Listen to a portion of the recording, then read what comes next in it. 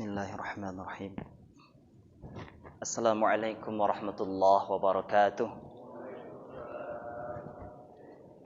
Innal hamdalillah wassalatu wassalamu ala Rasulillah wa ala alihi wa sahbihi wa man walah.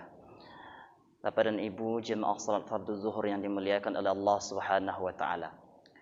Hari ini kita berada pada hari terakhir daripada bulan Zulqa'dah. Ada yang menghitung hari yang ke-29 atau ada yang menghitung hari yang ke-30. Yang jelas insyaAllah esok ataupun nanti maghrib kita sudah masuk 1 Zulhijjah. Bapak dan Ibu yang dimuliakan oleh Allah Subhanahu wa taala, bulan Zulhijjah merupakan bulan yang mulia, bulan yang agung, sebagaimana Allah katakan dalam Al-Qur'an surah Al-Fajr. A'udzu billahi minasyaitonir rajim. Bismillahirrahmanirrahim. Wal fajr, demi subuh, walayalin ashr, dan 10 hari pertama daripada bulan Zulhijjah. Ada 4 penjelasan oleh ulama tafsir tentang 10 ini. Ada yang menjelaskan 10 yang dimaksud ini adalah 10 hari pertama dari Ramadan. Ada menjelaskan 10 akhir Ramadan. Ada menjelaskan 10 daripada bulan Muharram. Ada menjelaskan 10 hari pertama daripada bulan Zulhijjah. Pendapat yang kuat yang dipilih oleh Imam Rajab Al-Hambali dan juga didukung oleh pendapat Ibnu Abbas, sahabat yang terkenal dengan riwayat tafsirnya, tafsir Al-Quran, adalah menjelaskan 10 yang dimaksud ini adalah 10 hari pertama daripada bulan Zulhijjah. Didukung dengan hadis Rasulullah riwayat At-Tirmizi dan Ibnu Majah dan juga Abu Daud, sahih riwayatnya atas syarat Bukhari. Apa kata baginda Rasulullah sallallahu alaihi wasallam? Ma min ayyamin, tidaklah ada hari al-amalus salih yang dikerjakan pada hari-hari tersebut amal salih, ahabbu ilallah fiha, yang paling disukai Allah, min hazihil ayyam, daripada hari-hari 10 awal daripada bulan Zulhijjah. Sahabat bertanya, qalu ya Rasulullah wal jihad, apakah jihad juga tidak dapat menandingi amal saleh? Kata Rasulullah walal jihad, demikian juga jihad.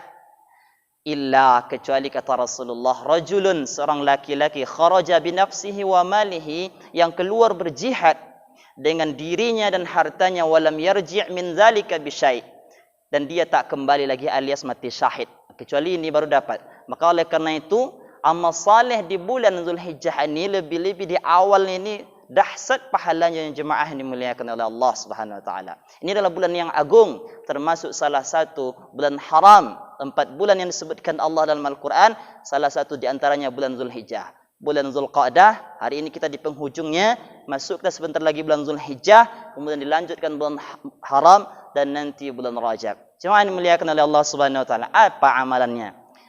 Sebutkan baginda Rasulullah sallallahu alaihi wasallam, antara lain amalnya adalah yang pertama haji dan umrah. Kita tahu kondisi hari ini tidak memungkinkan haji. Padahal pahala yang dikatakan Rasulullah, al-umrah ilal umrah, antara umrah yang pertama dengan umrah kedua, kafaratul lima bainahuma, menutupi, menghapuskan dosa-dosa kita antara dua umrah tersebut. Wal hajju mabrur, dan haji yang mabrur, laisa lahul jazaa illal jannah, sedangkan haji yang mabrur balasannya adalah syurga. Hari ini tak dapat. Mudah-mudahan yang sudah mendaftar, sudah membayar, mudah-mudahan tetap mendapatkan pahala haji dari Allah Subhanahu wa taala, dan kita bermohon kepada Allah tahun depan mudah-mudahan kita dapat kembali menunaikan ibadah dan haji dan umrah. Amin. Amin ya rabbal alamin. Tapi adakah amal yang mungkin dapat senilai pahalanya dengan pahala haji? Ada. Antara lain adalah salat isyraq. Salat subuh berjamaah di masjid, berzikir sampai dengan terbit matahari, kita tunggu setinggi tombak lebih kurang 1/4 jam atau 10 minit atau 20 menit paling lama. Salat isyraq pahalanya seperti pahala haji dan umrah, tamah, sempurna, kata Nabi, sempurna. Itu yang amalan pertama. Yang kedua amalan adalah meningkatkan amal saleh, berbanyak amal saleh. Apakah itu salat, apakah itu dengan baca Quran, apakah itu berpuasa. Karena ada riwayat menjelaskan, ulama menjelaskan walaupun ini dhaif, tapi untuk fadilah amal, sehari beribadah di awal Zulhijjah ini sama dengan nilai setahun. Atau ada menyebutkan sama dengan 1000 hari. Sehari di bulan Zulhijjah. Dan sehari ataupun amal ibadah di bulan hari Arafah sama dengan 10.000 hari. Ini walaupun dhaif tapi dukung hadis dari Ibnu Abbas tadi. Yang jelas bisa kita pakai untuk menguatkan kita untuk beribadah kepada Allah, bahawa di awal Zulhijjah ini pahala dilipat gandakan Allah. Yang ketiga adalah bertaubat kepada Allah ataupun menjauhi maksiat. Karena rumusnya jemaah ini muliakan Allah, ketika Allah melipat gandakan nilai ibadah di suatu hari atau di suatu bulan, di situ Allah juga melipat gandakan balasan dosa bagi maksiat. Maka kalau orang bermaksiat di bulan Zulhijjah ini lebih besar dosanya itu bila dibandingkan dengan di bulan lain. Maksiat dia di bulan lain berdosa, tapi di bulan Zulhijjah ini tetap berdosa, berbohong dia atau berghibah, besar dosa ini si Allah. Maka di bulan Zulhijjah ini sekiranya kita tak mampu untuk meningkatkan amal saleh, jauhilah maksiat. Jangan buat maksiat lagi. Banyak-banyaklah bertobat kepada Allah Subhanahu wa taala. Karena Allah sampaikan sesungguhnya Allah itu cemburu dia.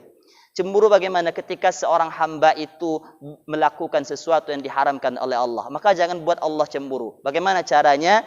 Dengan senantiasa mengerjakan amal saleh dan menjauhi dosa-dosa. Berikutnya kata baginda Rasulullah sallallahu alaihi wasallam, amal yang patut kita kerjakan, kita usahakan di awal Zulhijjah ini adalah puasa. Puasa, kata baginda Nabi Muhammad sallallahu alaihi wasallam, tidaklah seorang hamba yang berpuasa fi sabilillah karena mengharapkan ridha Allah illa ba'adallahu wajhahu, kecuali Allah akan jauhkan wajahnya anin nar, dari api neraka 70 kharifan, selama 70 tahun. Sehari puasa di jalan Allah dengan karena Allah mendapatkan pahala besar, lebih-lebih di bulan Zulhijjah, terlebih khusus lagi pada hari Yaumul Arafah. Siapa yang berpuasa pada hari Arafah, kata baginda Rasul,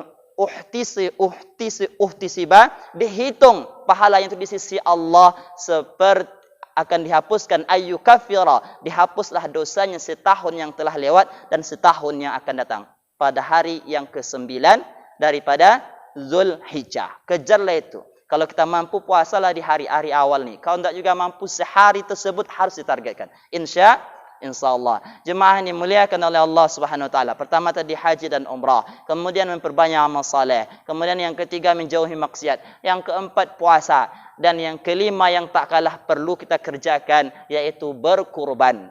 Inna a'tainakal kautsar fashalli li rabbika wanhar. Salatlah dan berkorban. Karena pada hari nahar tersebut, hari 10 Zulhijjah, adalah orang menyumbang untuk masjid ni 2,5 juta senilai harga dia menyumbang sapi. Maka nilai ibadah sumbangan itu tak akan bisa menandingi ibadah kurban. Saking besarnya nilai ibadah kurban ini, setahun sekali, spesial. Ini sudah disunnahkan Nabi dan juga adalah ini juga dikerjakan oleh Nabi Ibrahim alaihissalam. Maka tatkala kita kerjakan, pahalanya besar kita dapatkan jemaah. Maka berupaya untuk berkurban tahun ini. Karena masih ada beberapa hari lagi mungkin kita dapat menabung ataupun masih dapatlah kita mengupayakan. InsyaAllah. Karena ketika kita berniat berbuat baik, pasti Allah akan mudahkan. Niatnya harus penting. Sekiranya tak juga dapat tahun ini, katakanlah dalam diri kita, ini tahun terakhir saya tak berkorban. Tahun depan saya mulai berkorban lagi. Nabung kita insyaAllah. Di masjid-masjid sudah ada kita lihat, sejak sudah hari berkorban, kemudian buka lagi tabungan. Nabunglah. Dengan izin Allah, insyaAllah, karena kita niat baik akan dimudahkan Allah. Jangan tinggalkan ibadah korban. Jemaah yang dimuliakan Allah, yang terakhir, amal di bulan Zulhijjah adalah salat Id dan mendengarkan khutbah dengan khusyuk. Ada juga jemaah ataupun kaum muslimin hanya salat Id aja. Kemudian pulang dia tak mendengarkan khutbah. Ataupun mendengarkan khutbah juga, tapi sambil main-main, sibuk main handphone lah. Ini tak betul. Maka dengan salat Id, salat Idul Adha, lanjutkan mendengarkan khutbah dengan sempurna agar kita mendapatkan keutamaan dan pahala yang besar dari Allah Subhanahu wa taala.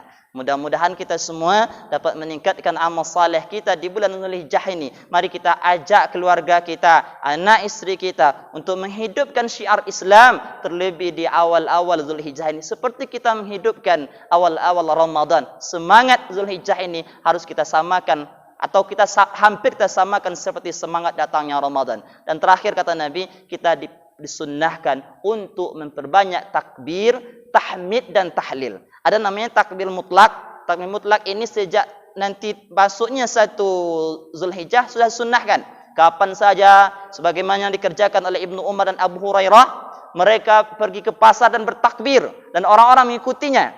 Dan ada namanya takbir muqayyad yang terikat, yaitu disunnahkan sejak hari Arafah subuhnya atau asar zuhurnya sampai dengan habis hari tasyrik, itu disunnahkan setelah salat fardu. Tapi ada takbir mutlak yang disunnahkan mulai nanti sore atau nanti maghrib sampai dengan akhir hari tasyrik. Kapan saya perbanyak takbir jemaah? Tidak harus di masjid, di jalan silakan bertakbir. Allahu akbar, Allahu akbar, Allahu akbar, la ilaha illallah, wallahu akbar walillahil hamd. Disunnahkan.